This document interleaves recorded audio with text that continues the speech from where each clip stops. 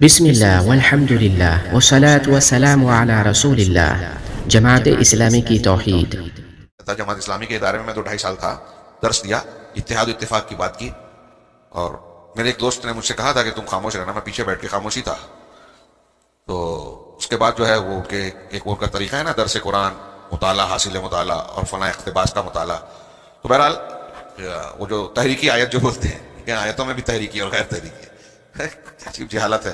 ان تتفرقوا فی کیا ہے، ان اقیموا الدین ولا تتفرقوا فی والی آیت پر درس دیا کہ دین کو قائم کرو، اقامت دین، اور فرقہ فرقہ نہ بنو۔ اب فرقہ فرقہ نہ بنو، اتحاد ہونا چاہیے مسلمانوں میں، اور یہ ہے اس پہ لڑتے ہیں اس پہ لڑتے ہیں۔ تو اب وہ جب درس ختم ہوا تو اصلی ٹیچرز میں سے ایک آدمی نے سوال کیا کہ مسلمانوں میں اتحاد کیسے ہوگا؟ تو اب یہ ہانکنا شروع کیے، بولے کیا یہ لگا رکھا ہے کہ فاتحہ پڑھ سکتے کہ نہیں پڑھ سکتے، میلاد کر سکتے کہ نہیں کر سکتے، اور یہ کر سکتے کہ نہیں، سب ایک ہو جانا چاہیے، ان سب چیزوں کو چھوڑ دینا چاہیے۔ تو پھر مجھ سے نہیں رہا گیا، 2-3 سوال کے بعد یہ آیا تھا۔ میں نے کہا سر، یعنی جو دین قائم میں نے ان سے سوال کیا، جو جواب دیے تھے، یہ بتائیے کہ اللہ تعالیٰ نے انبیاء کو جو دین قائم کرنے کا حکم دیا تو وہ دین کون سا ہے؟ تو ان کے کان کھڑے ہو گئے کہ کچھ اعتراض کرنا چاہتے ہیں۔ بولے آپ کہنا کیا چاہتے ہیں؟ میں نے کہا آپ نے بھی بیان کیا نا کہ دین قائم ہے، کون سا دین؟ بولے کہنا کیا چاہتے ہو، کلیئرلی بولو۔ تو میں نے کہا کہ کیا انبیاء کرام جو دین قائم کرنا چاہتے ہیں وہ جو ہے اس میں ایسا دین ہوگا کہ جس میں بدعت بھی ہو، شرک بھی ہو، قائم کرنا ہے؟ تو بولے ہم نے یہ کب کہا؟ میں پوچھ رہا ہوں نا۔ تو بولے ہم نے یہ کب کہا؟ آپ تو کہہ رہے ہیں نا ابھی کہ میلاد پڑھ سکتے کہ نہیں پڑھ سکتے، میلاد کرو کہ نہیں کرو، یہ نہیں کرو کہ ہو جاؤ ایک، مطلب آپ یہ کہہ رہے ہیں کہ شرک کرو، بدعت کرو، ایک ہو جاؤ۔ بولے ہم نے یہ کب کہا؟ یہی تو کہا آپ نے۔ میں نے کہا یہی تو کہہ رہے ہیں آپ، جماعت اسلامی کی فکر یہی ہے، حکومت قائم کرنا ہے، ٹارگٹ۔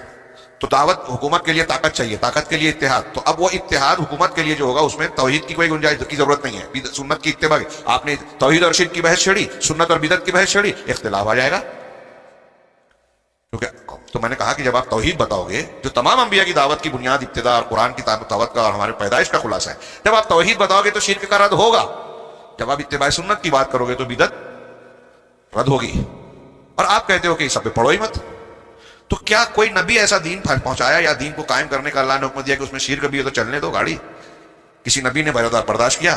تو کہا کہ آپ یعنی کہنا کیا چاہ رہے ہیں کہ کیا ہم یہ مطلب یار اللہ کے رسول صلی اللہ علیہ وسلم نے دعوت کا طریقہ بھی بتایا۔ میں نے بخاری مسلم کی حدیث سنائی، حضرت معاذ بن جبل رضی اللہ تعالیٰ عنہ والی، حضرت ابن عباس نے جو روایت کی کہ جب یمن بھیجا اللہ کے رسول نے تو ان کو جو تلقین کی کہ آپ اہل کتاب کی ایک قوم کے پاس آ رہے ہیں، فلیکن اول ما تدعوہم الیہ شہادۃ ان لا الہ الا اللہ، ہے نا، کہ یہ آپ نے پڑھی ہے کتاب التوحید میں، باب دعوت الی اللہ، ہاں، کہ جب تم اہل کتاب کے پاس جاؤ گے تو تمہاری سب سے پہلی دعوت کیا ہونی چاہیے؟ اللہ کے سوا کوئی معبود نہیں ہے، اور ایک روایت میں ان یوحد اللہ، کہ اللہ کی توحید کو قبول کریں۔ سب سے پہلے یہ دعوت دینا اللہ تعالیٰ، اللہ کے رسول نے معاذ بن جبل رضی اللہ عنہ کو بتایا، دعوت کا طریقہ بتایا کہ توحید کو دینا، اگر توحید کو مان لیں گے تو نماز کو بتانا، ہاں یہ مانیں گے تو نماز کی باری آئے گی، نماز مانیں گے تو زکوٰۃ کی باری آئے گی۔ اس کا مطلب یہ کہ توحید نہیں مانیں گے تو نماز نہیں بتانا، یہ میں نے ان سے کہا۔ تو بیچ میں یہ گفتگو چل رہی ہے، بیچ میں اس میں سے ایک صاحب اٹھتے ہیں، ارے مولوی صاحب مولانا چلیے اپن چائے پی کے آتے ہیں۔ میں نے کہا چلیے، میرا کام بھی ہو گیا، وہ ایسا سمجھتے گڑبڑ ہو رہی ہے ان کے ساتھ چائے پینے چلا گیا۔ تو راستے میں کہتے ہیں کہ آپ نے اس مسئلے کو امین رفع دین کے جیسے سمجھ لیا۔ تو میں اور غصہ ہوا کہ میں نے کہا یہ ہم اہل حدیث ہیں، کون سا مسئلہ کتنی اہمیت کا ہے اچھی طرح جانتے ہیں، اور میں نے کہا امین رفع دین کو آپ جس طرح حقارت کے ساتھ ذکر کر رہے ہیں، ہم اس کی تحقیر بھی برداشت نہیں کرتے، اس لیے کہ وہ رسول کی سکھا۔ میں کہاں حقارت کر رہا ہوں؟ کہا آپ وہی تو کہہ رہے ہو نا۔ اور میں نے کہا ہماری بنیاد توحید ہی ہے۔ اور ایک بات یہ میں آپ لوگوں سے کہوں گا کہ اس معاملے میں مولانا مودودی کی فکر سے متاثر ہو کر سید قطب نے اور شدت اختیار کی۔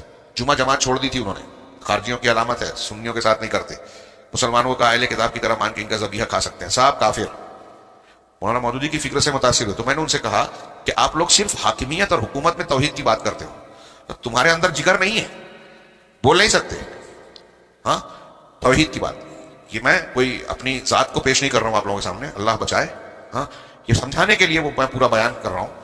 میں نے کہا کہ یہ آپ کیسی بات کرتے ہیں کہ قانون صرف اللہ کا چلے گا؟ آپ کہتے ہو حکومت میں صرف قانون اللہ کا چلے گا، دوسرے کا نہیں، ہے نا، ٹھیک ہے ہم بھی مانتے ہیں، لیکن یہ بولنے کا جگر صرف اہل حدیث کو ہے آج کی تاریخ میں۔ کہا وہ کیسے؟ مطلب اس طرح سے کہ اہل حدیث یہ کہتا ہے کہ کسی بھی معاملے میں اللہ کے سوا کا کوئی قانون نہیں چلے گا۔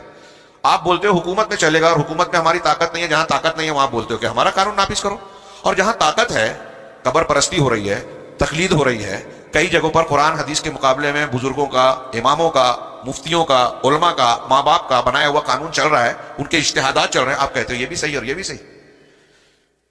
تو جہاں آپ اصلاح کر سکتے ہو، اللہ اور رسول کے قانون کو نافذ کر سکتے ہو، سماج معاشرے اور گھروں میں آپ نہیں کر رہے ہو. آپ کی مسجد میں حنفیت شافعیت کے نام سے چلے گا اللہ کے قانون کے مقابلے میں،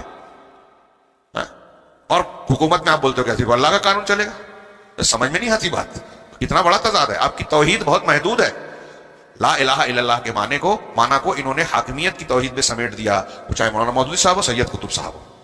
میری بات سمجھ رہے ہیں؟ تو دوستو یہ ویڈیو آپ کو کیسا لگا؟ اگر اچھا لگا تو لائک کیجئے اور اس چینل کو سبسکرائب کیجئے. اگر برا لگا تو توبہ کیجئے، کیونکہ آپ غلطی پر ہو.